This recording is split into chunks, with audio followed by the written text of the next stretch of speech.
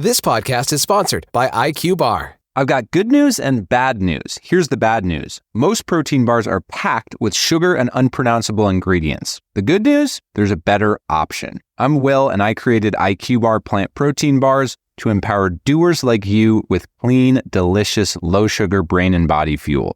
IQ Bars are packed with 12 grams of protein, brain nutrients like magnesium and lion's mane, and zero weird stuff.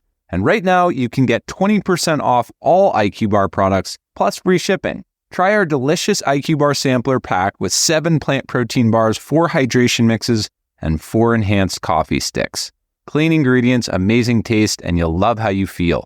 Refuel smarter, hydrate harder, caffeinate larger with IQ Bar. Go to eatiqbar.com and enter code BAR20 to get 20% off all IQ Bar products, plus free shipping. Again, go to eatiqbar.com and enter code BAR20. History as it happens, June 3rd, 2025. Lincoln and habeas corpus.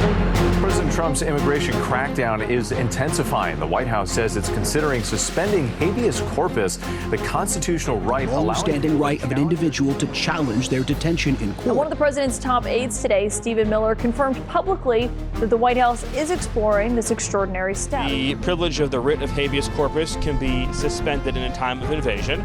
So to say that's an option we're actively looking at. This president has never said he's going to do this.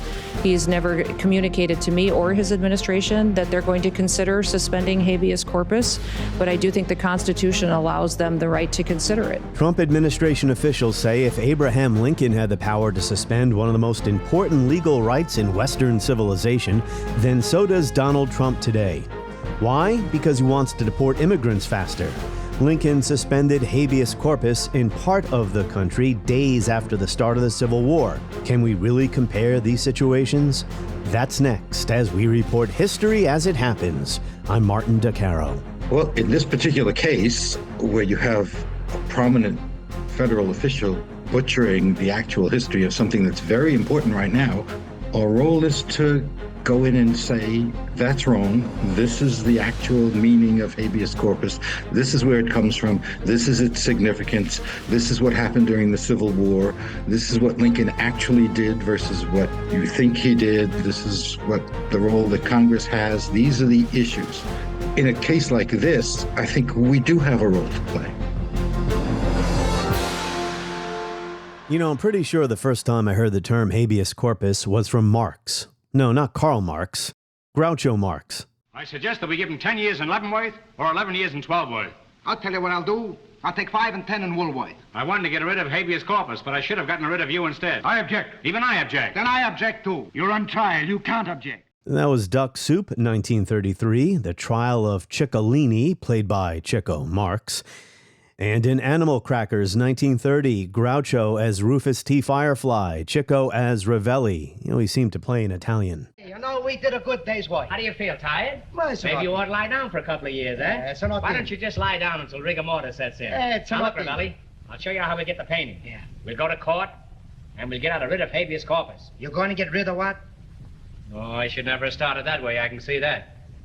I say we'll go to court, and we'll get out a writ of habeas corpus. Yeah, it's a corpus. It's a corpus. Didn't you ever see a habeas corpus? No, but I see habeas Irish rose. Hey, you're crazy. So as a boy, I thought these movies were hilarious. They're still hilarious. The Marx Brothers were comedians, not secretaries of Homeland Security. And I had to laugh to keep from crying when Secretary Kristi Noem, testifying before a Senate committee on May 20th, could not define habeas corpus. Here is her exchange with Democratic Senator Maggie Hassan. So, Secretary Noem, what is habeas corpus? Well, habeas corpus is a constitutional right that the president has to be able to remove people from this country and suspend their right to... Let me stop you, ma'am. Habeas corpus, excuse me, that's incorrect. President Lincoln used it. Excuse me. Habeas corpus is the legal principle that requires that the government provide a public reason for detaining and imprisoning people. If not for that protection, the government could simply arrest people, including American citizens, and hold them indefinitely for no reason. Habeas corpus is the foundational right that separates free societies like America from police states like North Korea. As a senator from the Live Free or Die state, this matters a lot to me and my constituents and to all Americans. So, Secretary Noem, do you support the core protection that habeas corpus provides, that the government must provide a public reason in order to detain and imprison someone? Yeah, I support habeas corpus. I also recognize that the President of the United States has the authority under the Constitution to decide if it should be suspended or not. It has never Let been, us be clear, though, it that has this never president... been done. It has never been done without approval of Congress. Even Abraham Lincoln got retroactive approval from Congress. So I have been asking executive branch nominees a simple question over the past few months. If the president orders them to break the law, I've been asking, will you follow the law or follow the order? I want to ask you a more specific question here. If the president tries to suspend habeas corpus and a federal court reverses the president's order, will you comply with the court order and uphold habeas corpus, or will you follow the president's directive? We are following all federal court orders and are complying with that, as is the president, and every decision that I make as well. That is obviously not true for anybody who reads the news. There are federal court orders right now, including returning somebody who was deported mistakenly. But to be clear, this is about a fundamental legal right that ensures that we live in a free society instead of a police state. A bit later, Democratic Senator Andy Kim revisited the topic. I wanted to just go back to something that was raised earlier about habeas corpus. Can you confirm to us that you understand that any suspension of habeas corpus requires an act of Congress? President Lincoln executed habeas corpus in the past with retroactive action by Congress. I believe that any president that was able to do that in the past, it should be afforded to our current day president. This president has never said he's going to do this. He's never communicated to me or his administration that they're going to consider suspending habeas corpus, but I do think the Constitution allows them the right to consider it. When we saw what happened with, how many times has habeas corpus been suspended in our country? Once that I know of. 4 times. For certain. I'm not certain if those were... The instance that you were referring to was one where the courts subsequently showed that Congress is the one that has the ability. Do you know what section of the Constitution the suspension clause of habeas corpus is in? I do not. Nope. Do you know which article it is in? No, I do not, sir. Okay, well, it is in Article 1. Do you know which branch of government Article 1 outlines the tasks and the responsibilities for? Yes. Which one? Congress. Yes. It is hard to believe, and depressing too, how someone in Noem's position could be so ignorant. But she wasn't entirely wrong. We'll get into that in a moment. And you may also have heard Noem mention Abe Lincoln. Lincoln suspended habeas corpus during the Civil War when a secessionist riot broke out in Baltimore. I'm not sure Noem's ever read a book about Abe Lincoln. Maybe she has. Historian Jim Oakes is an expert on Lincoln, slavery, and antebellum politics in 19th century America.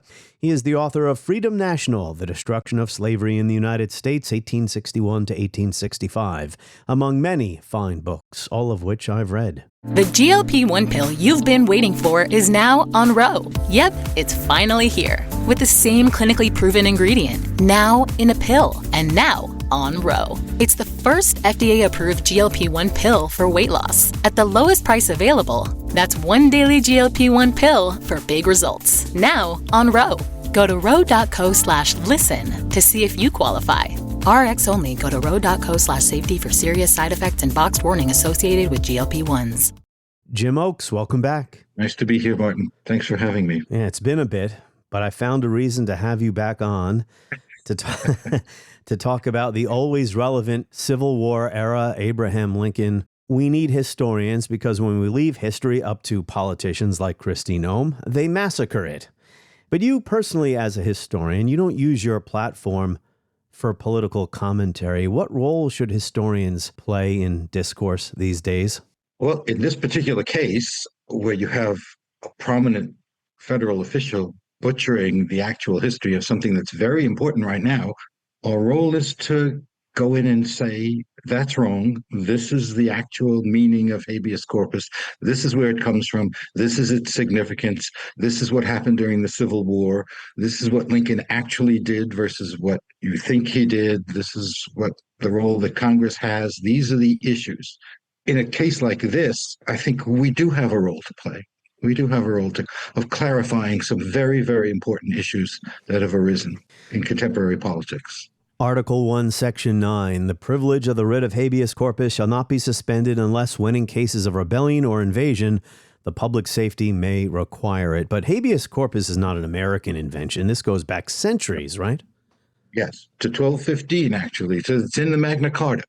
It's often called a foundational right, because it is in some ways the first and most basic of all civil liberties or civil rights. It is a restraint on the state. It means literally something like show me the body or something, produce the body, which is to say you cannot just hold someone in jail. You can't arrest them and put them in detention without charging them. And you must bring them to a court of law and formally charge them. You just can't hold people in detention or, in this contemporary case, deport them without due process. And it's closely related to, but not exactly the same as, the other great due process right, which is trial by jury. And both issues come up in the Civil War era and get intermingled, just as they're intermingled. If you actually read the wording of the Magna Carta, they're intermingled there, and they don't get disentangled artificially until after the Civil War in a Supreme Court ruling.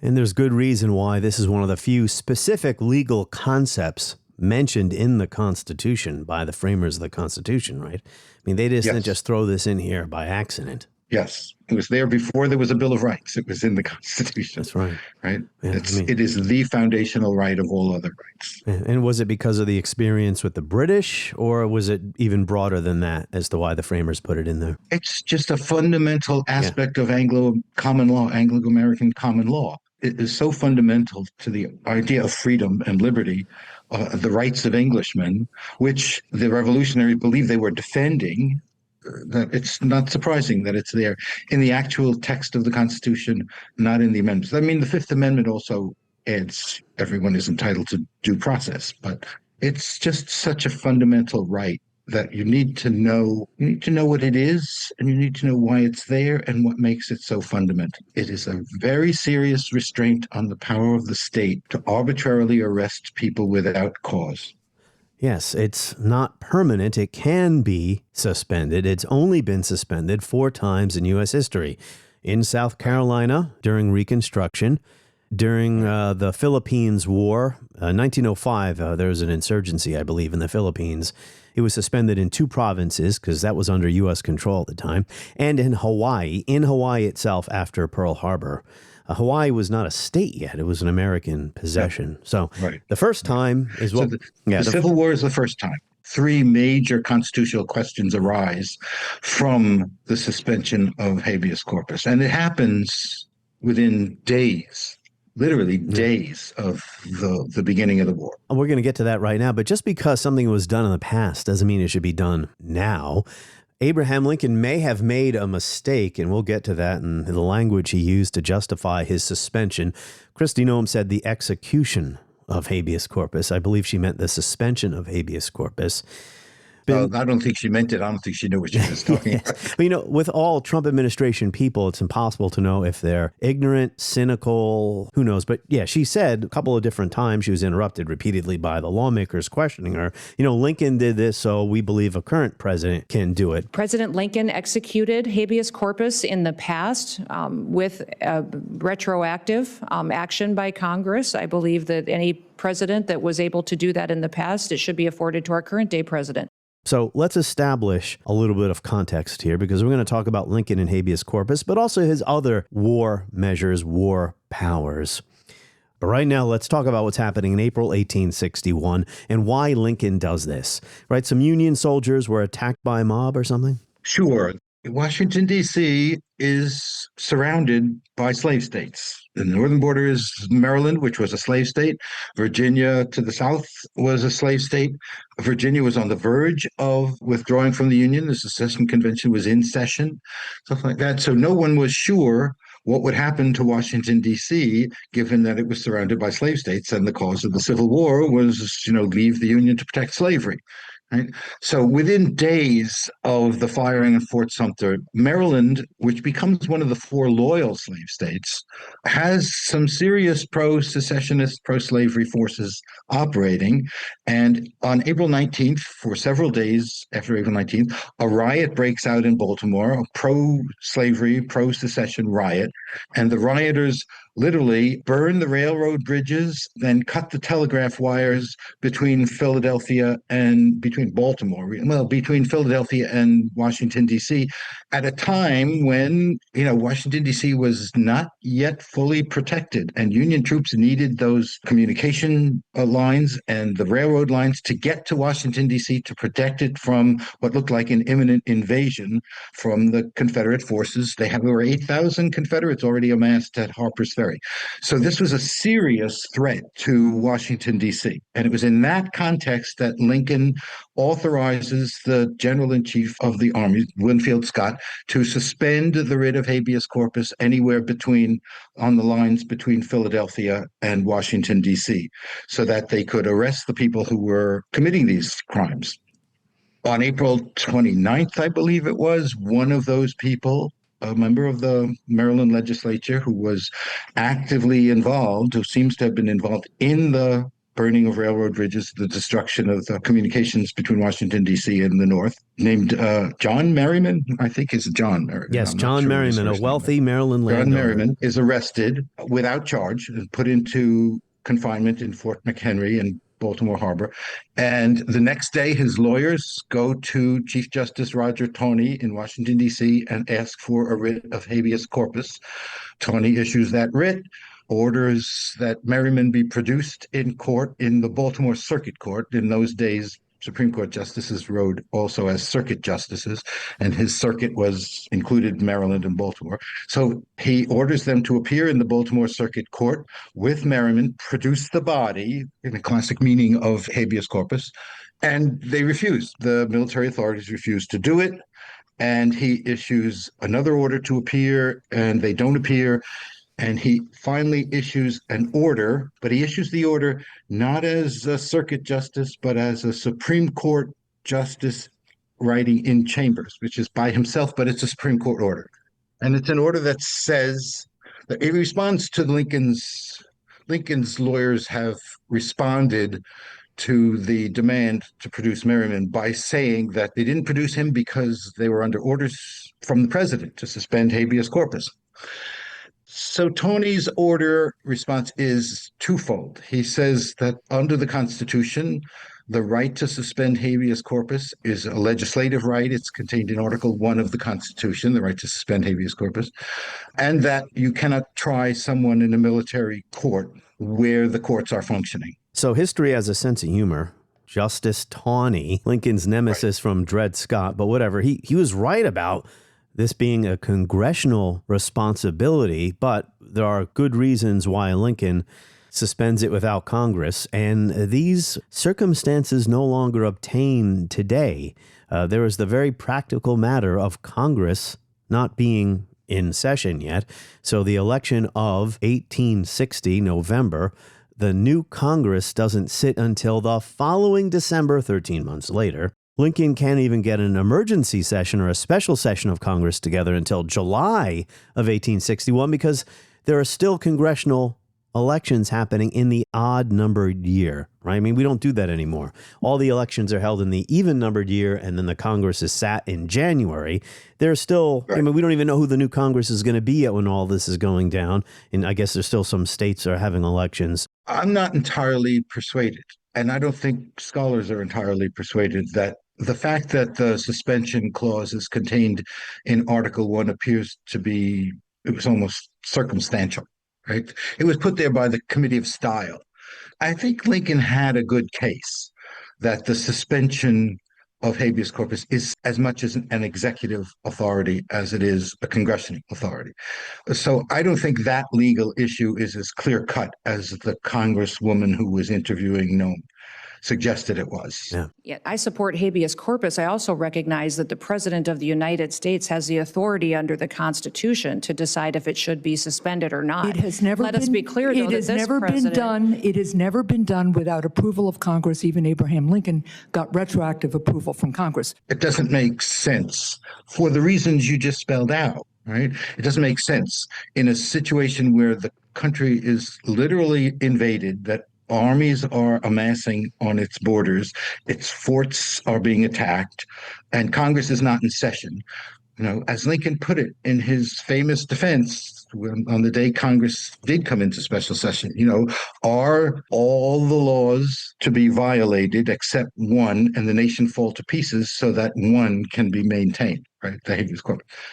And I think he had a pretty good case that it makes no sense given the long period of time in which Congress was out of session. And there is some reason to believe that the way the wording was devised at the Constitutional Convention did leave wiggle room for it to be an executive as well as a congressional function. Interestingly, you know, in his address to Congress on July 4th, when it comes into special session, he had done a lot of things that Congress is supposed to do. Yeah, we're going to talk about those. He had spent federal monies. He had called up a militia.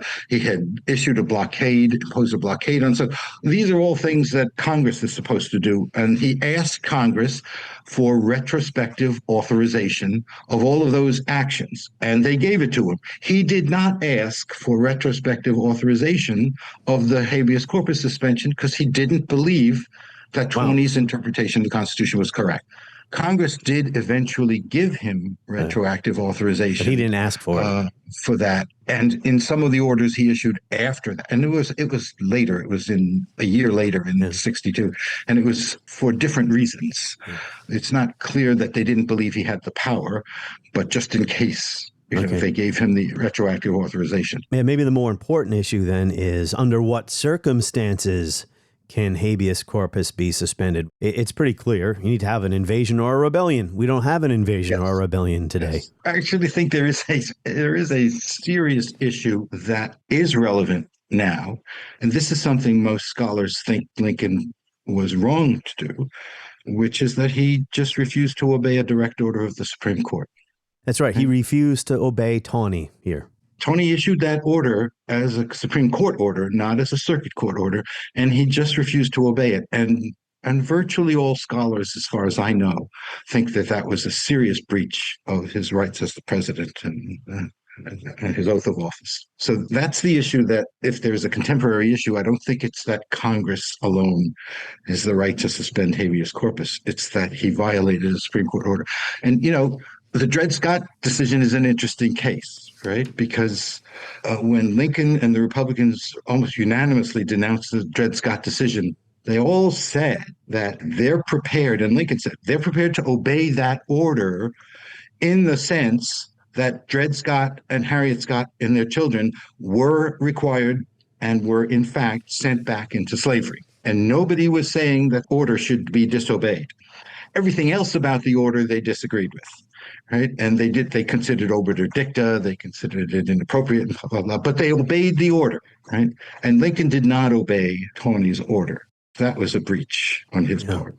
I have James McPherson's book here, This Mighty Scourge, has a great chapter about Lincoln and these legal issues. He cites a modern constitutional scholar who said, a part cannot be supreme over the whole to the injury or destruction of the whole. To your point earlier, how Lincoln is justifying this. Okay, I'm going to, stick to the letter of the law and not suspend habeas corpus, but then we won't have a country potentially anymore. And so what good is... Will the whole country fall apart? It literally fall to pieces, he says. Right. I think that's a very plausible argument. And it's consistent with my sense that the suspension clause is not specifically confined to Congress. If this is not a circumstance in which the suspension is justified, then I don't know what is. Yeah, there was a rebellion and Union troops had been attacked, trying to get to the Capitol to defend it. Lincoln had told a little bit later, actually in 1864, he told Senator Zechariah Chandler that as Commander-in-Chief of the Army and Navy in time of war, I suppose I have a right to take any measure which may best subdue the enemy. So Lincoln is appealing to a higher constitutional duty to defend the country, defend the Union, preserve, protect, defend the nation during a rebellion. Even if somebody had a nit to pick about a specific order, he's appealing to a higher constitutional duty. He called this war powers. The words war power don't appear in the Constitution. So what does Lincoln mean here, war power? There's two separate issues. After Lincoln, the day after Lincoln gave his July 4th justification, his Attorney General, Edward Bates, issued a formal justification. And his argument was that Article 2 of the Constitution, specifying the executive's powers, requires the president to take an oath to uphold the Constitution and to see that the laws of the country were faithfully executed. So partly what Lincoln is saying in that later speech is, I have an oath that I'm required to see that the laws are faithfully executed. And if the laws are not being faithfully executed, I have to take whatever measures I need to take in the circumstances of a war or a rebellion to do this. Now, that is closely related to what are, as you said, that we call them the war powers, even though there's no war powers clause in the Constitution. But the Constitution gives Congress, for example, the authority to declare war, and it designates the president as the commander-in-chief. And there is a history of discussion of what that means, what kinds of things that empower the president to do in times of war that a president could not do. That was accepted. That in times of war, the president can do things as commander-in-chief, or Congress can do things acting as a legislature that it could not do in times of peace. And the most important one for purposes of my own scholarship is that it meant the federal government could interfere with slavery and emancipate slaves, which it could not do in peacetime, but could do under the war powers in circumstances of where it's attempting to suppress a rebellion. So it is an accepted principle that the war powers allow the president to take actions that he could not do. So when he says that, he's saying something that is pretty widely accepted. But the problem is that, as you say, there's no war powers clause in the Constitution specifying exactly what those powers are and what he can and can't do. Yeah. So it seems like Lincoln understood that what he was doing here was unprecedented. Or was there some historical precedent that he pointed to in the law or in some real experience in our country or some other country, or maybe British common law? He's innovating, right? War powers, he's innovating. He is. But, the war powers, like the suspension powers, it's not clear whether or not he has to have the authorization of Congress to do this. So that's why Congress does retrospectively do it. And he does begin to write into his subsequent suspensions of habeas corpus by the power vested in me by the Habeas Corpus Act that Congress passed in 1862, things like that. It's understood to be a joint power. So even the emancipation power, the president can emancipate, but when he issues the orders to emancipate, he'll say, by the authority vested in me, by the Confiscation Act passed by Congress, and as commander-in-chief. So he puts the two together. There is no precedent. It had never happened. The suspension of habeas corpus is obviously there in the Constitution, but there's no precedent for it. That's right. We established that this was the first time, but I guess these broader issues too. He's doing things that past presidents hadn't done or did not have a reason to do. I mean, even in the War of 1812, when the British burning down the White House, some of these things weren't done. So I'll just mention a couple of things here from McPherson's book, and then I'll move on to some of the other legal issues. September 24th, 1862, so roughly a year and a half after the initial suspension between Philadelphia and Washington, habeas corpus is suspended throughout the entire country, north and south.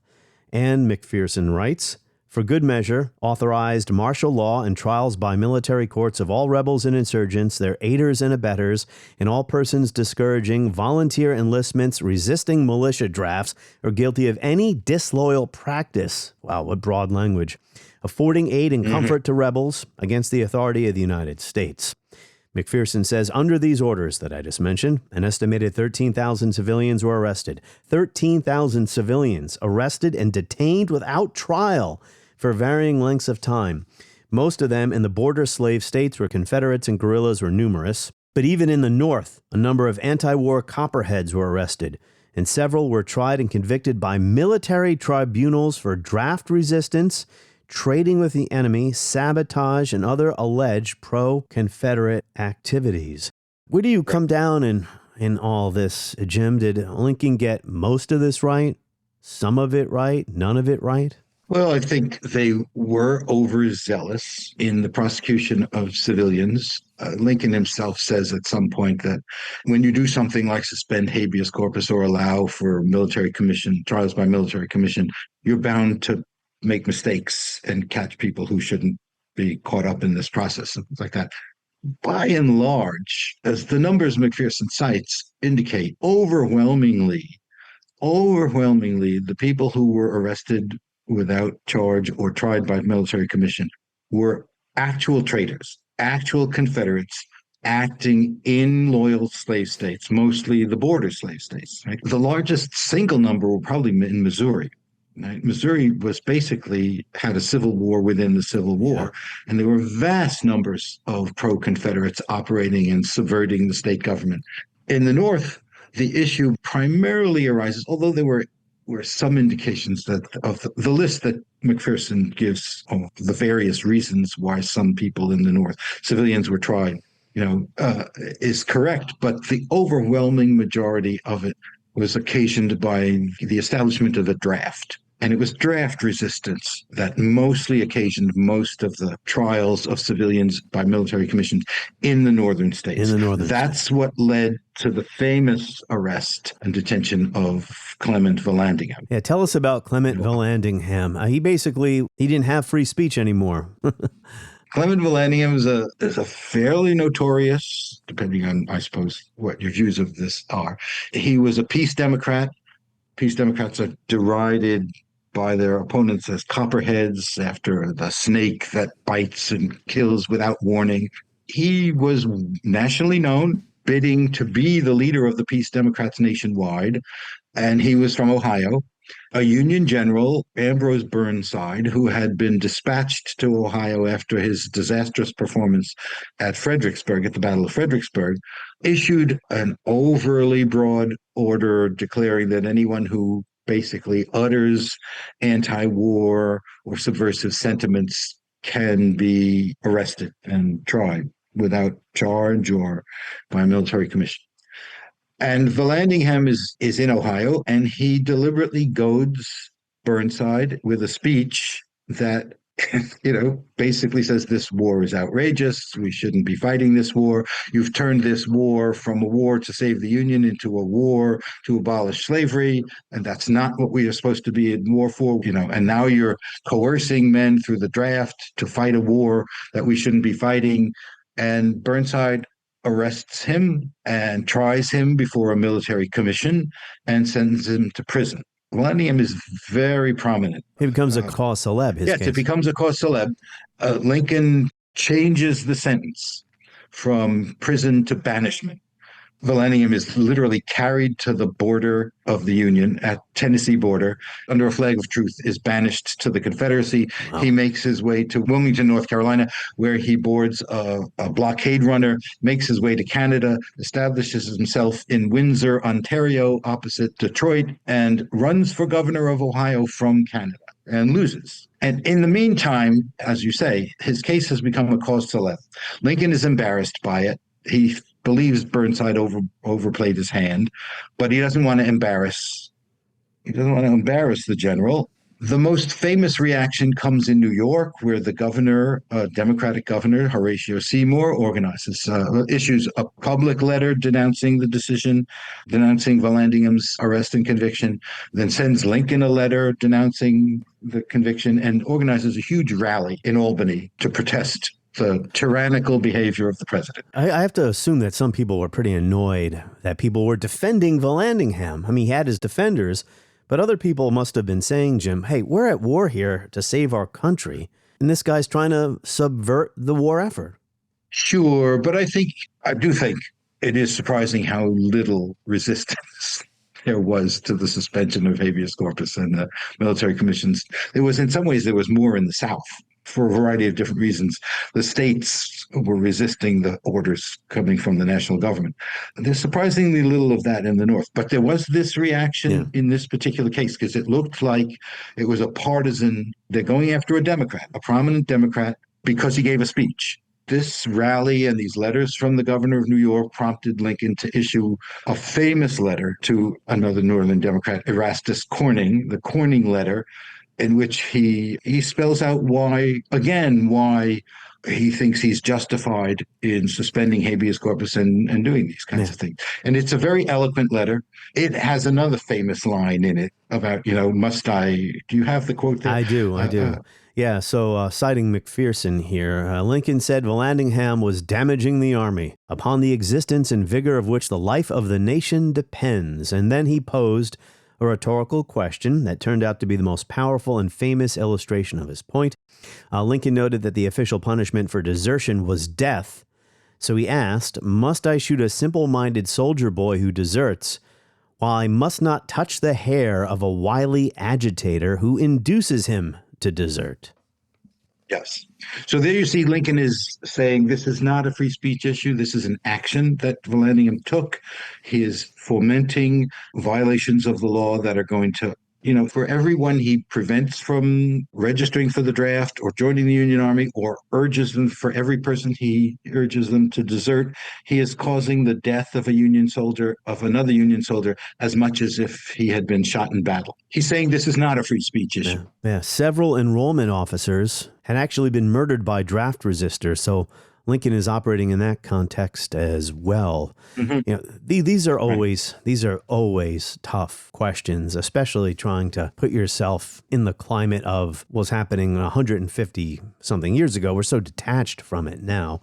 I consider myself a civil libertarian too. And, what good are our laws and our principles if we throw them out the window as soon as we're under pressure? But this was a different kind of pressure. I don't know. This is not so much a question as it is a ramble. I guess what I'm trying to get at, these are difficult. Vallandigham gave a speech and he got arrested. That does not seem fair. Right.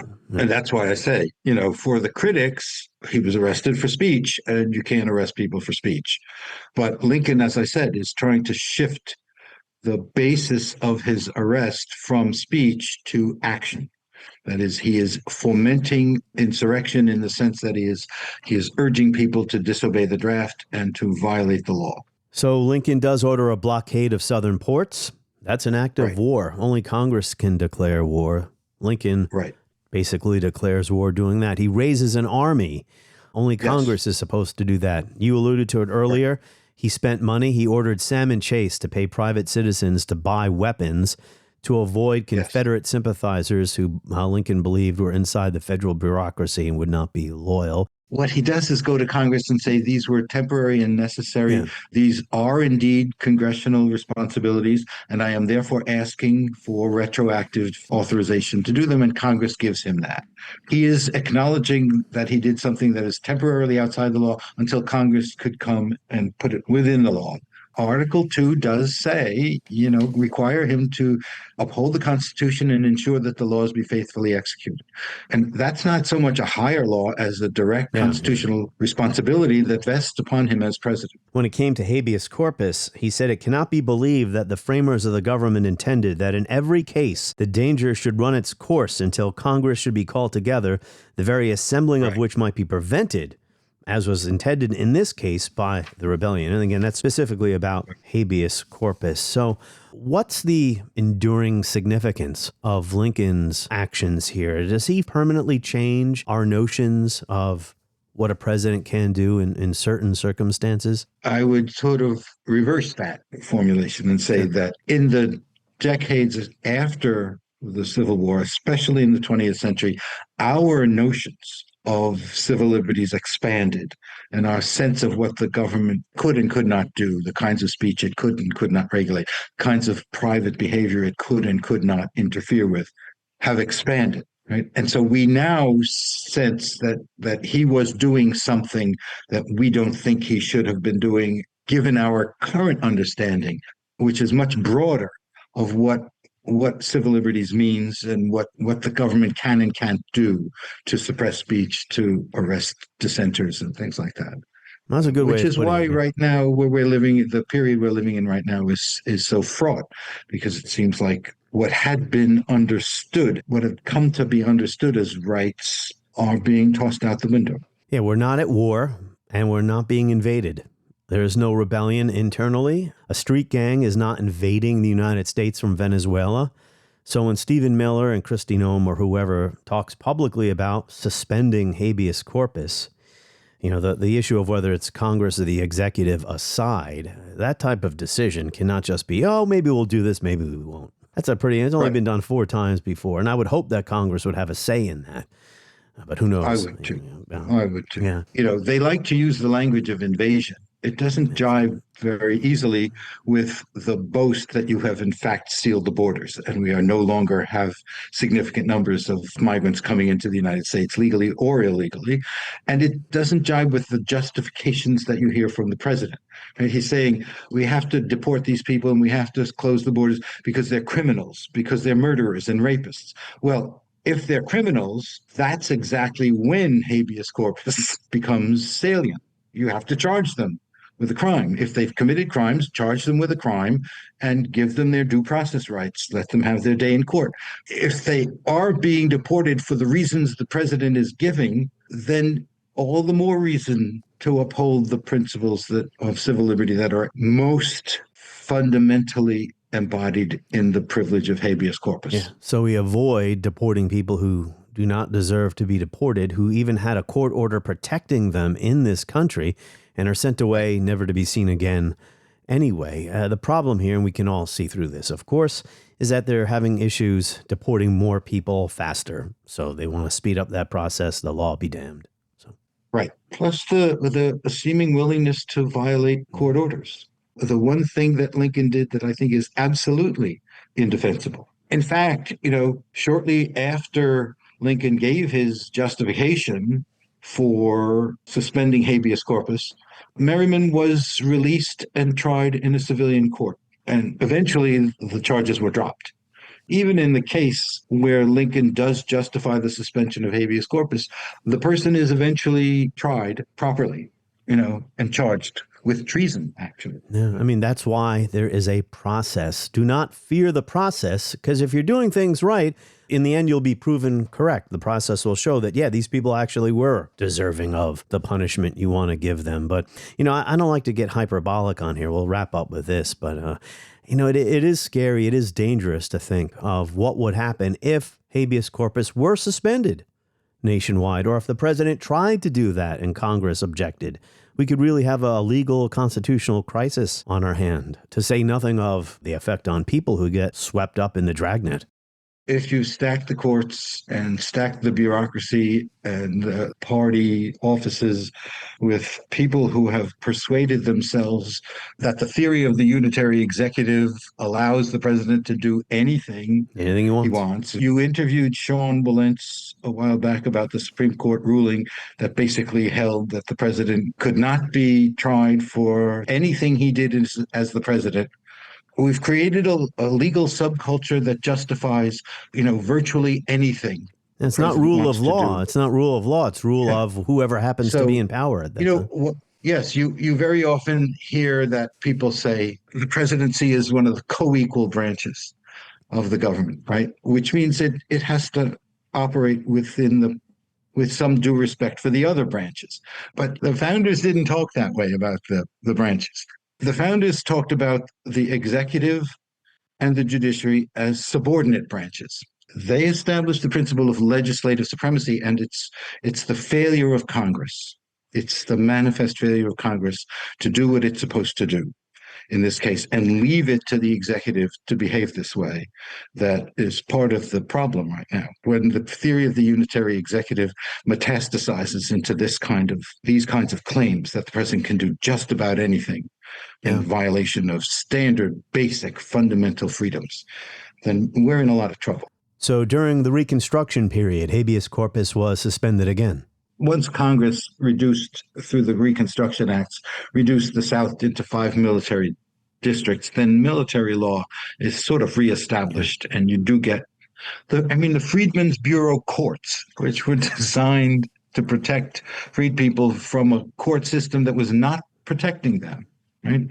Those are military commissions that were designed to protect freedom in circumstances where the courts were not functioning properly. right? So that happens after the war for a while, but, the freedmen's courts don't last. Nobody wants to maintain a permanent military occupation of the South. Those kinds of things go against the grain and should. And Lincoln stood for re-election during the war. So, yeah, he didn't. That's not what a dictator does. Do you remember after 9/11? Well, 9/11 happened, if you remember, on Election Day. That's right. Right. And Giuliani suggested that he stay on as mayor, given the emergency. Right. And it's like, no. Yeah, that was the primary day in New York. Or that was the mayoral election, or was the primary? I can't remember. It was September. It was a mayoral election. Mayoral election, that's right. Bloomberg was elected. That is right. Bloomberg was elected, and Rudy Giuliani did not get to keep being the mayor just because there was a major emergency. On the next episode of History as It Happens, D-Day, June 6, 1944. You are about to embark upon the great crusade toward which we have striven these many months. The eyes of the world are upon you. Think of all the great D-Day or World War II movies you've seen. What explains the fascination with that invasion, the invasion of Normandy, and World War II in popular memory? That is next as we report history as it happens. New episodes every Tuesday and Friday. My newsletter every Friday. Sign up at historyasithappens.com.